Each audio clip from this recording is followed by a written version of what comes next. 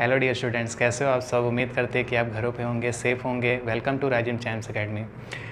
हमारी पिछली क्लास में हम लोगों ने पढ़ लिया था जो क्लास 10th का जो सिलेबस है उसमें साइंस में जो चैप्टर 1 था, जो केमिकल्स रिएक्शंस एंड इक्वेशंस था, उसके बारे में हम लोगों ने पढ़ लिया था फर्दरली। ठीक है, अब जो हमारा नेक्स्ट चैप्टर आता है वो हमारा चैप्टर का नाम है, इसको क्या कहते हैं, एसिड्स, बेसिस एंड सॉल्ट। तो इसको हिंदी में बोलते हैं, पहला अगर हम बात करें तो एसिड्स जो होते हैं उनको क्या कहा जाता है, अम्ल कहा जाता है। ठीक है, बेसिस क्या होते हैं, बेसिस जनरली क्या कहा जाता है, इनको क्षार कहा जाता है। और अगर हम बात करें साल्ट्स की तो इसको नमक भी और लवण भी कहा जाता है। ठीक है बच्चों, इसके अलावा अब इस चैप्टर में हमको ये पढ़ना है कि इनकी हमको जनरल स्टडी करनी है कि क्या ये होते हैं, एसिड्स क्या होते हैं, इनकी जनरल स्टडी करनी है। ये इसमें फर्दरली कैसे एग्जाम्पल्स आते हैं और ये कैसे डेली लाइफ में हमारे रिलेट करते हैं, कोरिलेट करते हैं। इसके अलावा जो बेसिस होते हैं उसमें किस तरह के रिएक्शंस होते हैं, इसके भी बेसिक प्रॉपर्टी और फर्दरली ये किस टाइप्स के रिएक्शंस देते हैं और क्या इनकी प्रॉपर्टीज़ होती हैं, इनके क्या यूजेस होते हैं, उसके बारे में पढ़ना है। उसी तरह से हमको साल्ट के बारे में पढ़ना है। पिछली क्लास में हम लोग पढ़ा था जो हमारा जो केमिकल रिएक्शंस था उसमें मैंने एक रिएक्शन बताया था, न्यूट्रलाइजेशन रिएक्शन। तो न्यूट्रलाइजेशन रिएक्शन जो जनरली हमारा ये इसी चैप्टर से रिलेटेड करता है। ठीक है, तो आइए इस चैप्टर को हम लोग स्टडी करते हैं डिटेल में, किस तरह से हम इसको जानेंगे, कहेंगे कि किस तरह से हम इसको देख सकेंगे। ठीक है, चैप्टर के जो पोर्शन में हमारा सबसे पहला टॉपिक आता है वो हमारा है एसिड्स। ठीक है, एसिड्स। तो एसिड्स के बारे में हमको पढ़ना है कि जनरली अम्ल किसको कहा जाता है, एसिड्स किसको कहा जाता है। ठीक है, तो यहाँ पर मैंने थोड़ा सा जानकारी लिख दिया है। ठीक है, तो आप इसको नोट भी करते जाइएगा, समझते जाइएगा, तो आपको समझ में आता जाएगा कि किस तरह से हम इसको करेंगे। ठीक है, आइए सबसे पहले इनको जनरली हम कहते हैं अम्ल। हिंदी भाषा में इनको क्या सीधे बोल सकते हैं, अम्ल बोल सकते हैं। ठीक है, अब सबसे पहला पॉइंट आप देखिए, सबसे पहला पॉइंट क्या लिखा हुआ है, दे हैव अ सोर टेस्ट। ठीक है, दे हैव अ सोर टेस्ट, मतलब इनका जो टेस्ट होता है, अगर इनको आप टेस्ट करेंगे जनरली तो हमारा उसका जो स्वाद होगा वो कैसा आएगा, खट्टा आएगा। सोर का मतलब क्या होता है, खट्टा आएगा, मतलब वो खट्टापन होगा उसमें। ठीक है, ये पहला पॉइंट हो गया। दूसरा पॉइंट हमारा क्या कह रहा है, they turns blue litmus to red. ठीक है, इसका मतलब क्या हुआ कि जैसे कि आप यहाँ देख रहे हैं कि एक ब्लू लिटमस पेपर लिया गया है। आपको लेबोरेटरी में जब आप कभी जाएंगे तो आपको यहाँ पर एक लिटमस पेपर दिया जाएगा। ठीक है, लिटमस पेपर को दिया जाएगा और बोला जाएगा कि इस पर आप एसिड डालिए। ठीक है, इस पर जैसे ही आप एसिड का अटैक कराएंगे, जैसे ही आप एसिड का इस पर अटैक कराएंगे तो वो किस में कन्वर्ट हो जाएगा, ब्लू लिटमस पेपर में। ठीक है, तो इस तरह के जो हमारे प्रॉपर्टीज़ रखते हैं उनको हम लोग क्या बोलते हैं बच्चों, एसिड्स बोलते हैं। ठीक है, इसके अलावा अब जो थर्ड पॉइंट आता है ये क्या है हमारा, they release H+ ion in aqueous solution. ठीक है, तो ये पॉइंट हमारे लिए ज़्यादा महत्वपूर्ण रखता है। इसी से हमारा जो भी हमारा चैप्टर स्टार्टिंग होगा वो इसी आधार पे किया जाएगा और इसी आधार पे हम पता कर पाएंगे कि किसी कंपाउंड में, जो भी हमें कंपाउंड आगे चल के लेंगे उसमें किस तरह से हम पहचान लेंगे कि जो एसिड्स हैं वो कैसे हम कैटेगराइज करेंगे। ठीक है, तो इसके आधार पर हम जानेंगे। तो इसका मतलब क्या है कि they have release H+ ion in aqueous solution. मतलब क्या हुआ, जो एक्वस सोल्यूशन है, मान लीजिए एक्वस सोल्यूशन हम वाटर ले लेते हैं, तो वाटर में अगर हम कोई एसिड, कोई अम्ल हम मिलाते हैं तो उस कंडीशन में क्या होता है कि वह H+ आयन प्रोड्यूस करता है। ठीक है, H+ आयन प्रोड्यूस करता है। ठीक है, तो इस कंडीशंस को हम बोलते हैं एसिड्स।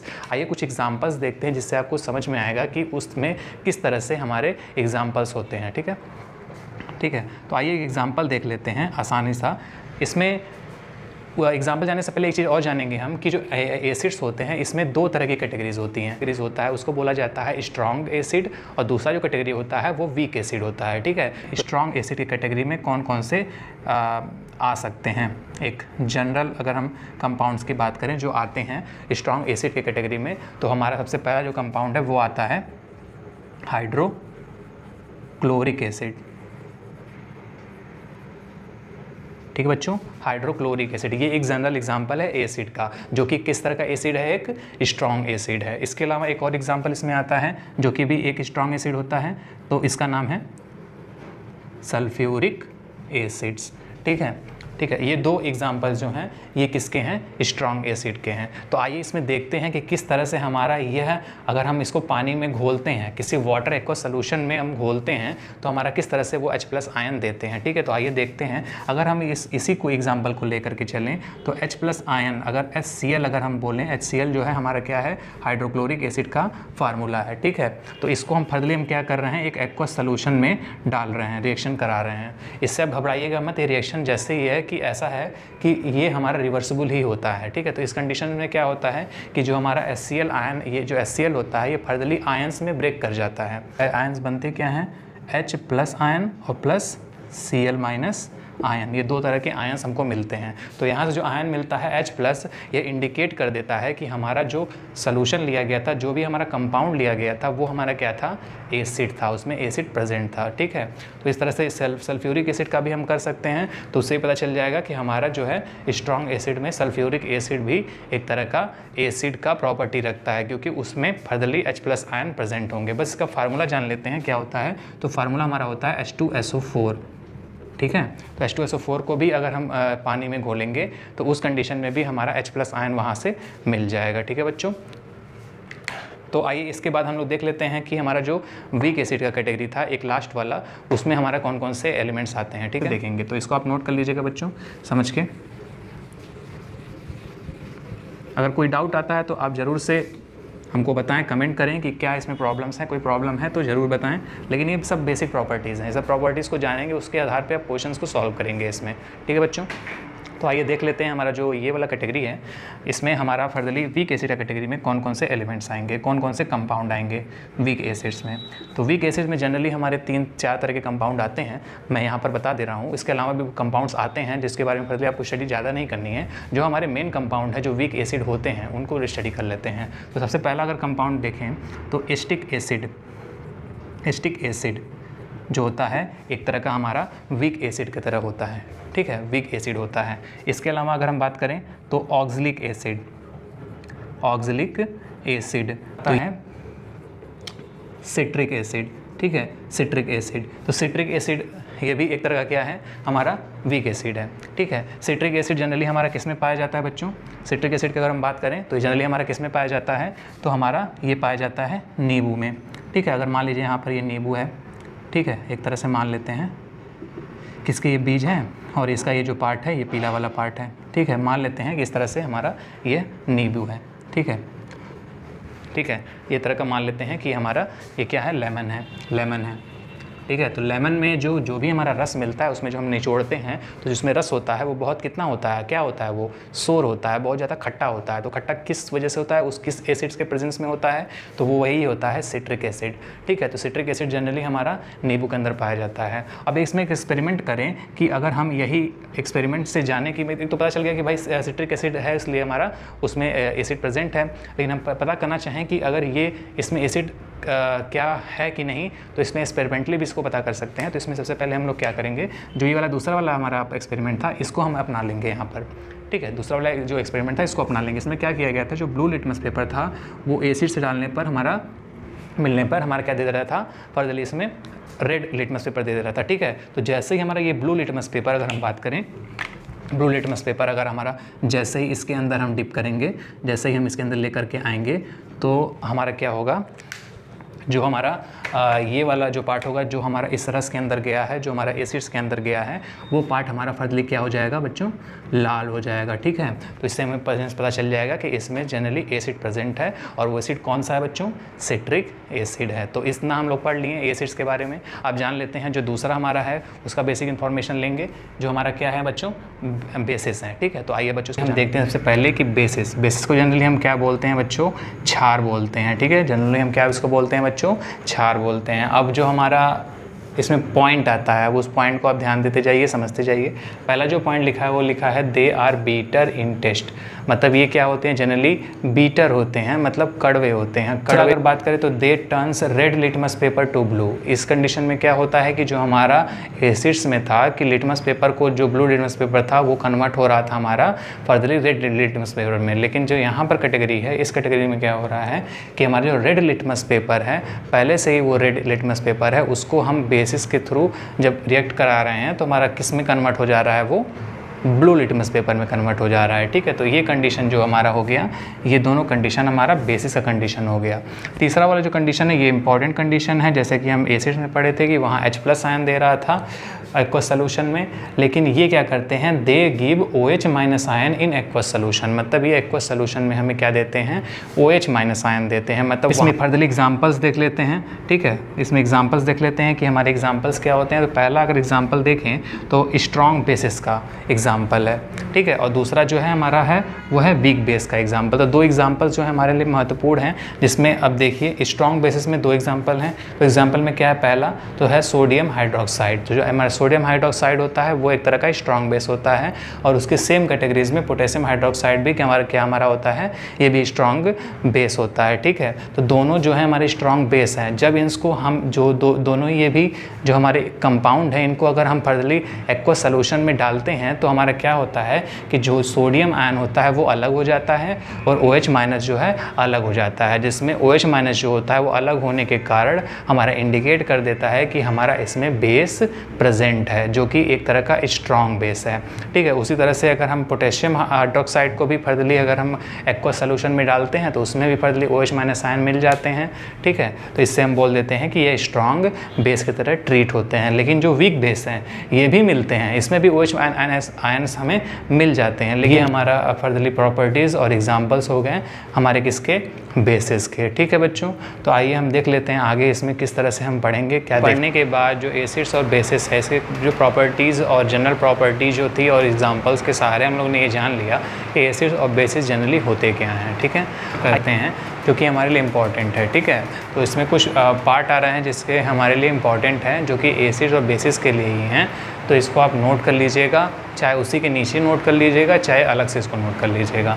देखिए इसमें क्या है कि जो पहला पॉइंट लिखा है, इसमें पहले पॉइंट में इसने क्या लिखा है कि हमारा लिखा हुआ एक तरफ लिखा है कॉन्सनट्रेटेड पार्ट और एक तरफ लिखा है डाइल्यूटेड पार्ट, ठीक है। तो जो हमारे कॉन्सनट्रेटेड पार्ट होते हैं, इसमें क्या होता है जनरली, इसमें एसिड्स का जो लेवल होता है, एसिड्स का जो लेवल होता है, एसिड्स की जो मात्रा होती है वो बहुत ही ज़्यादा होती है, ठीक है। बट इसमें जो वाटर का लेवल होता है वो क्या होता है, कम होता है। मतलब एसिड्स की जो मात्रा है अगर वो ज़्यादा रहती है, एसिड्स की क्वांटिटी जो है वो ज़्यादा रहती है और वाटर की जो क्वांटिटी वो कम रहती है, तो इस कंडीशन में जो सॉल्यूशन हमारा मिलता है वह कैसा होता है, कॉन्सनट्रेटेड होता है, और जो पार्ट होता है वो कॉन्सनट्रेटेड पार्ट कहलाता है। जनरली ये कॉन्सनट्रेटेड पार्ट में आता है। बट अगर यही चीज़ उल्टा हो जाए कि अगर हमारा एसिड्स का जो क्वांटिटी है वो कम हो जाए और फर्दरली जो वाटर का क्वांटिटी है वो हमारा ज़्यादा हो जाए, तो इस कंडीशन में सॉल्यूशंस को हम बोलते हैं डाइल्यूटेड सॉल्यूशन। तो हम दो जो एग्जांपल्स पढ़े थे स्ट्रॉन्ग एसिड्स में, वीक एसिड्स में फर्दरली, तो एग्जांपल्स में क्या थे कि हमारा एक आया था सल्फ्यूरिक एसिड और एक आया था हाइड्रोक्लोरिक एसिड। तो एग्जांपल्स को अगर हम देखें तो जो हमारा HCl था ये हमारा 2 तरह से अवेलेबल हो जाता है, मार्केट में भी मिल जाता है और लेबोरेटरी में भी आपको देखने को मिल जाता है, ठीक है। तो जो ये होता है हमारा जनरली कॉन्सनट्रेटेड भी हमको लैब में देखने को मिलता है, ठीक है, और साथ ही साथ हमें डाइल्यूटेड भी देखने को मिलता है, जिसका हम यूज करते हैं फर्दर एक्सपेरिमेंट्स में, ठीक है। इस तरह से हम जो जितने भी हमारे एसिड्स होते हैं या बेसिस होते हैं उनका जो भी पार्ट होता है, एक पार्ट होता है कॉन्सनट्रेटेड पार्ट और एक पार्ट होता है डाइल्यूटेड पार्ट, ठीक है। दूसरे वाले कैटेगरी में, दूसरे वाले पॉइंट में तो इसमें लिखा हुआ है ये बेसिस का एक प्रॉपर्टी है, इसमें लिखा है एल्कली, ठीक है। तो एल्कली वर्ड से आप समझिएगा कि यह एक तरह का बेस होता है, ठीक है। तो यहाँ लिखा है these are the bases which are soluble in water, ठीक है, which are soluble in water, मतलब ऐसे बेसेस जो वाटर के अंदर घुल जाते हैं, वाटर के अंदर चले जाते हैं।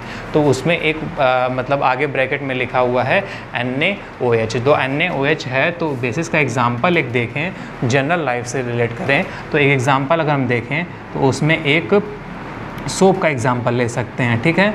सोप का एग्जाम्पल हम ले सकते हैं, ठीक है। तो एक सोप अगर ले लेते हैं तो इसमें जनरली ये एक तरह का क्या होता है, हमारा एक तरह का बेस होता है। में भी अगर हम रेड लिटमस पेपर को यहाँ पर ले करके आएंगे तो हमारा क्या होगा इस कैटेगरी में बच्चों, जो हमारा जो रेड लिटमस पेपर होगा वो जो पहले तो रेड था, यहाँ तक मान लीजिए रेड था, लेकिन जैसे ही ये हमारा टच किया इससे, इस सरफेस से, तो ये हमारा क्या हो गया, ब्लू में कन्वर्ट हो गया। तो ये जनरली हमारा क्या लिया गया था, यहाँ पर सोप लिया गया था बच्चों, ठीक है। तो सोप लिया गया था। तो इस कंडीशंस में क्या होता है, ऐसे सॉल्यूशंस को हम क्या बोलते हैं, एल्कली सॉल्यूशंस कहा जाता है, जो बेस का एक प्रॉपर्टी है, ठीक है।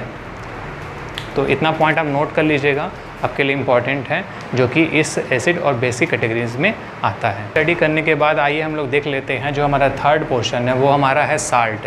तो साल्ट के बारे में उतनी खास स्टडी नहीं करनी है, लेकिन साल्ट जान लीजिए कि किसके बेसिस पे हमारा इसको बोलते हैं हम साल्ट।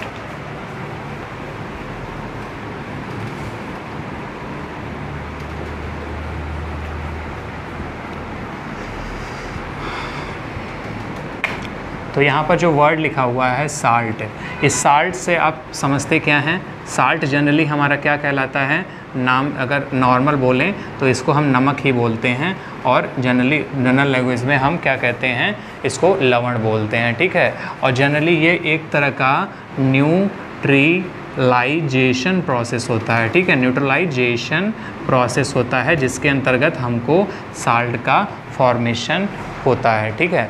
इसके अलावा अगर हम बात करें जो साल्ट है वो हमारा किस तरह का कंपाउंड होता है, तो इसमें जो हम 2 प्रॉपर्टीज़ अभी पढ़ते आए हैं कि एक तरफ था एसिड्स, एक तरफ था हमारा क्या था? एसिड्स था, OH+ आयन जो देते हैं, और OH- आयन जो था हमारा बेस। तो ये दोनों चीज़ हम पढ़ें कि अगर हमारा एसिड है, इनको एक्वस सोल्यूशन में लिया जाता है तो हमारा क्या देता है बच्चों? H+ आयन देता है। लेकिन अगर हमारा जो बेस होता है इसको एक्वस सोल्यूशन में लिया जाता है तो हमारा क्या देता है? OH- ion. इन दोनों से परे ये दोनों आयन ना दें, ऐसा कैटेगरी आए जिसमें ये दोनों आयन ही अवेलेबल ना हो, तो इसको क्या करना पड़ेगा? इन दोनों को हमें मिक्स करना पड़ेगा। जैसे ही हम दोनों इसको मिक्स कर देते हैं तो इस कंडीशन में हमें क्या मिलता है? एक न्यूट्रल सोल्यूशन मिलता है, ठीक है, एक न्यूट्रल सोल्यूशन मिलता है जिसमें H+ आयन OH- आयन दोनों ही प्रेजेंट नहीं होते हैं। वो एक तरह का न्यूट्रल कंपाउंड देता है। जनरल भाषा में उसको हम क्या कहते हैं बच्चों? साल्ट कहते हैं, ठीक है, लवण कहते हैं, ठीक है। तो जब इन दोनों को हम कंबाइन करते हैं तो जो हमारा फाइनली मिलता है वो हमारा मिलता क्या है बच्चों? साल्ट मिलता है, ठीक है बच्चों, साल्ट्स हमें मिल जाता है। और साथ ही साथ हमें क्या और मिलता है? इसमें वाटर मिलता है, ठीक है, ठीक है बच्चों। तो आइए एग्जांपल देख लेते हैं, समझ लेते हैं कि इसमें किस तरह से हम रिएक्शंस के थ्रू जान लेंगे कि हमारा जो ये प्रोसेस होता है इसमें हमें किस तरह से हमें साल्ट मिल जाता है। तो आइए यहाँ पर हम लोग पढ़ लिया जो साल्ट था उसके बारे में किस तरह से हम स्टडी कर रहे हैं। तो आइए एग्जाम्पल देख लेते हैं, इसमें जान लेते हैं कि हमारा जो ये साल्ट होता है वो किस तरह से हमारा फार्मूलेट किया जाता है एग्जाम्पल्स के सहारे, ठीक है। तो एग्जाम्पल में देखिए कि एक मैंने एसिड लिया है और एक बेस लिया है। तो एक में लिया है मैंने एसिड स्ट्रॉन्ग एसिड और एक मैंने बेस लिया है जो एक स्ट्रॉन्ग बेस है। अब दोनों ये फर्दरली जब आपस में कंबाइन करेंगे तो हमारे क्या देंगे? देखिए जब ये कंबाइन करेगा तो ये वाला इससे कंबाइन करेगा और ये वाला इससे कंबाइन कर जाएगा, ठीक है। तो जैसे ही कंबाइन करेगा तो हमारा बच्चों क्या बनाएगा? एक बनाएगा NaCl और एक बनाएगा वाटर, ठीक है। देखिए वाटर मिल गया और साल्ट की जगह हमें क्या मिला? NaCl। तो जो NaCl मिला इसमें कौन कौन से आयन प्रेजेंट नहीं हैं? तो हमारे H+ का आयन्स क्या इसमें प्रेजेंट है बच्चों? तो नहीं, इसमें ऐसे पास नहीं है। OH- आयन प्रेजेंट है बच्चों? तो इसमें नहीं, इसमें भी दोनों नहीं प्रेजेंट है। तो दोनों प्रेजेंट नहीं हैं, तो ऐसे आयन जिसमें कोई भी आयन ना मिले और ये सोल्यूशन जो है एक तरह का एक कंपाउंड जो है वो न्यूट्रल कंपाउंड मिले, तो इस कंडीशन में इस कंपाउंड को क्या कहा जाता है? फर्दरली सॉल्ट कहा जाता है। तो ये तीसरा कैटेगरी था हमारा सॉल्ट, इस बेसिस पे हमारा डिसाइड कर दिया जाता है, ठीक है बच्चों। तो बच्चों इन तीनों कैटेगरीज़ के अलावा जो हमारे कैटेगरीज़ थे एसिड, बेसिस एंड सॉल्ट, इन तीनों कैटेगरी के अलावा जो हमारी बातें हैं कि किस तरह से हम इसको डिफरेंशिएट करेंगे, कि मतलब किस तरह से हम जानेंगे कि एसिड्स कौन से हैं, बेसिस कौन से हैं, साल्ट्स कौन से हैं। तो डेली लाइफ में हमारी चीज़ें यूज होती हैं, उन चीज़ों के आधार पे हम किस तरह से जानेंगे कि मान लीजिए कि अगर हम कोई भी मटेरियल लेकर के आते हैं, चाहे मान लीजिए कि कोई सब्ज़ी लेकर आ रहे हैं या कोई मिल्क लेकर आ रहे हैं, आधार पे किस तरह से हम डिसाइड करेंगे कि ये किस आधार पर एक नंबर के सहारे रिप्रेजेंट किया जाए और उससे पता चल जाए कि जो हमारा ये तीनों कैटेगरी है वो किस तरह से आ जाएगा, ठीक है। तो इसके लिए एक स्केल डेवलप किया गया जिसके आधार पर ये जाना गया कि इन तीनों चीज़ को हम अलग अलग कर सकते हैं, देख सकते हैं, ठीक है। तो उसका नाम जो था वो था हमारा क्या बच्चों? pH स्केल, जिसमें जो P लेटर है वो हमारा स्मॉल होगा और जो H डिनोट करेगा वो हमारा कैपिटल होगा। अब यहाँ पर वर्ड बताएंगे कि ये वर्ड्स को किस तरह से एक्सप्लेन किया गया है। तो जहाँ यहाँ वर्ड लिखा हुआ है P, इसको जनरली हम क्या बोलते हैं? पोटेंज बोलते हैं। तो पोटेंज एक तरह का पोटेंज हमारा एक तरह का जर्मन वर्ड है जिसका जो मतलब होता है वो होता है हमारा पावर।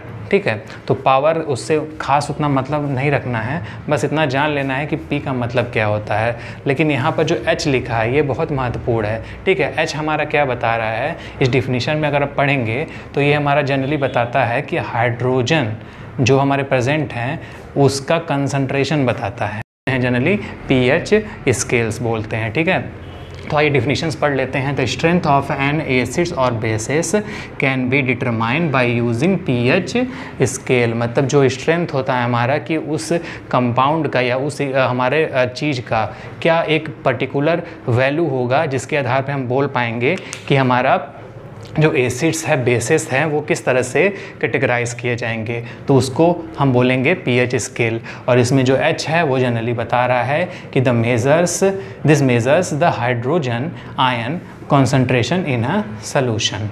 ठीक है, तो आइए हम यहाँ पर वर्ड लगा हुआ है स्केल, तो ज़रूरी है भाई कि स्केल तो रहना ही चाहिए।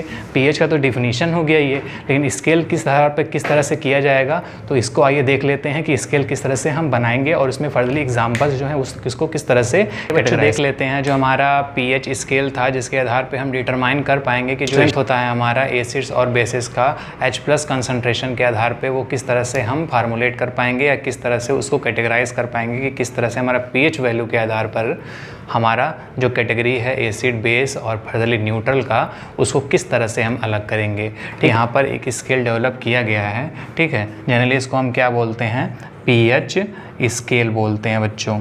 ठीक है, तो पीएच स्केल में फर्दरली हम क्या देखते हैं, जो H+ जो होता है ये हमारा जनरली इसका कॉन्सेंट्रेशन देखते हैं सॉल्यूशंस के आधार पर। ठीक है, तो यहाँ पर आप देखिए कि हमारा एक स्केल डेवलप किया गया है जिसमें नंबर्स लिखे हैं। सबसे पहले इस नंबर कहाँ से स्टार्ट हुआ है बच्चों, 0 से स्टार्ट हुआ है और 0 चलते चलते 1 2 3 4 5 6 7 8 9 10 11 12 13 और लास्ट गया है 14 तक। मतलब क्या हुआ है, ये 0 से लेकर के बच्चों 14 तक ये नंबर गए हुए हैं। ठीक है, अब देखिए कि यहाँ पे जो वर्ड्स लिखे हैं, देखिए इसमें सबसे जो बीच में है यहाँ पर 7।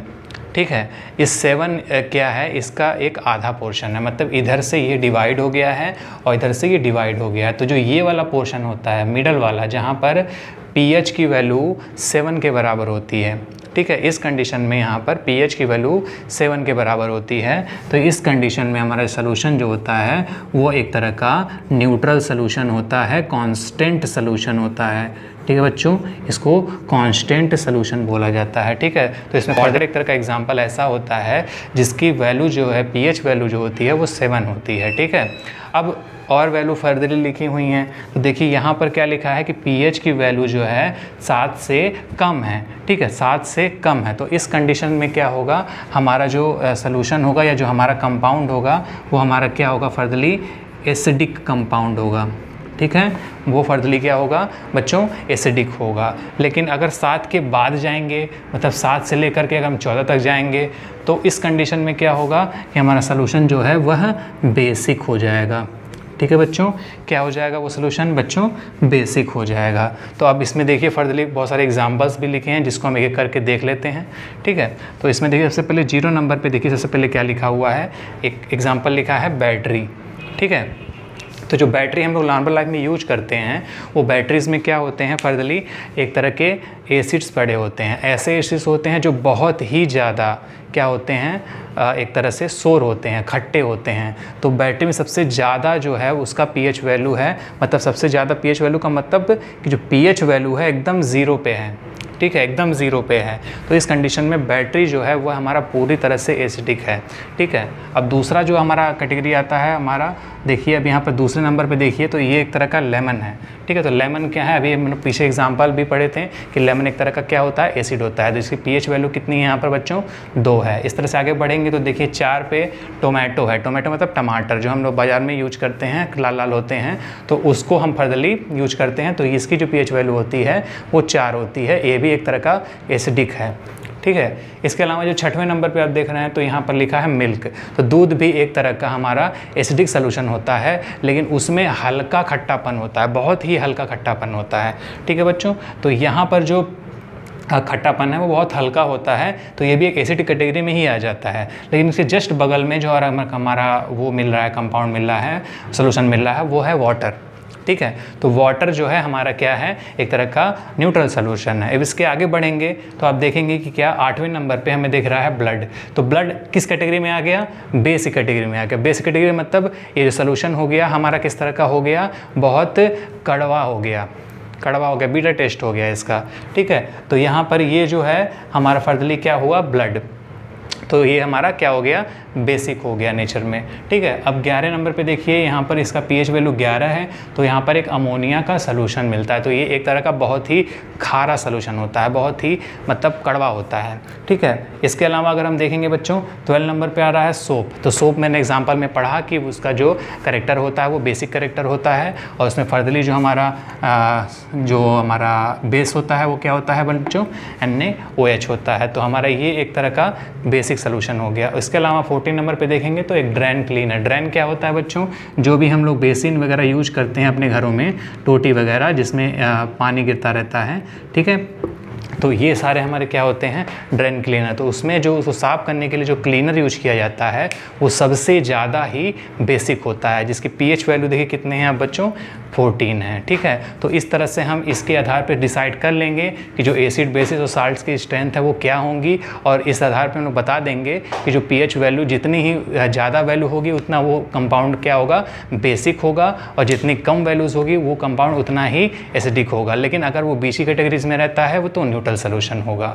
ठीक है बच्चों, उम्मीद करते हैं बच्चों कि आज का लेक्चर आपको समझ में आया होगा मेरा, और जो भी क्लासेस है मेरी पीछे वाली उसको भी देखते रहिएगा, और संडे को एक क्विज आएगा जिसको आप ज़रूर सॉल्व करिएगा, जो कि इस बेसिस पे और पिछले वाले चैप्टर के बेसिस पे होगा। ठीक है बच्चों, तो उम्मीद करते हैं कि आपको लेक्चर समझ में आ रहा होगा, और इसी तरह से आप पढ़ाई करते रहिए। जल्दी ही स्कूल कॉलेज खुलने के आसार हो सकते हैं, इसलिए आप पढ़ाई आपको कंटिन्यू रखिए और हमेशा उसको प्रैक्टिस करते रहिए। हर चीज़ का एक लेवल बनाइए, एक टाइमिंग बनाइए कि इस तरह से हम पढ़ना है, जैसे लगातार मेहनत करते रहिए। ठीक है बच्चों, तो thank you so much, keep rising, go ahead, thank you.